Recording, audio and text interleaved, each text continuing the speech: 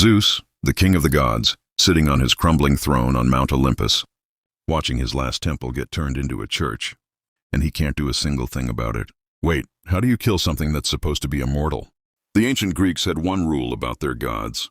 They could not die. These weren't your typical deities. Their veins didn't pump blood. They flowed with ichor, this glowing golden fluid that made them unkillable. They ate ambrosia and drank nectar like it was a daily multivitamin for eternal life. They partied on Mount Olympus while mortals down below. Well, I didn't, but here's the twist. Even the myths had cracks in the armor. Remember Asclepius, the god of healing?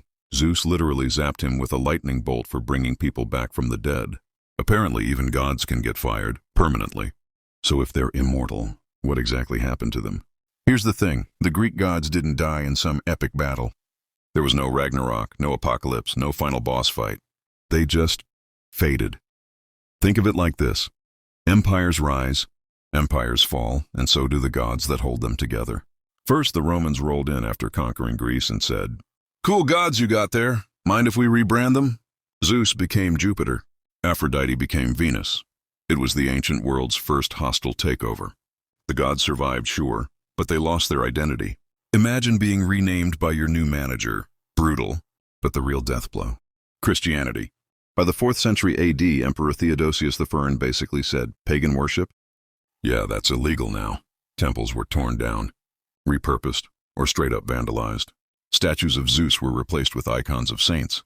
Can you imagine Zeus watching this happen? Just sitting there, powerless, as his temple becomes a church. That's not death, that's retirement no one asked for. The gods didn't vanish overnight. They just became irrelevant. And honestly, that might be worse than dying. Now here's where it gets wild. Fast forward to modern-day Greece, and guess what? The gods are making a comeback. Groups like the Supreme Council of Ethnic Hellenes and Labris are bringing back ancient rituals, public ceremonies, and yes, actual worship of Zeus, Athena, and the whole squad. They're not just reading myths for fun. They're believers.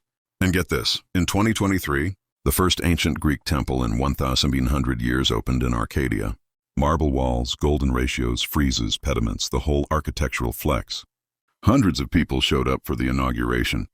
One organizer said, "An injustice of centuries is being corrected." So, did the gods die, or were they just taking the longest nap in history? Here's the truth. The Greek gods didn't truly die. They were merely forgotten. And maybe that's the scariest kind of death there's ever been. Not a war, not a plague. It is rather silence. But now, Olympus might finally be waking up. So the next time you find yourself going past an old temple or reading a myth, do take a moment to think. Are the gods really gone? Or are they merely waiting for us to remember all of their great deeds and stories that we have possibly long forgotten? If you happen to desire more tales about the legendary beings who refused to stay dead, simply hit that subscribe button. Tomorrow we are set to dive even deeper into something that is even darker than anything we've come across before.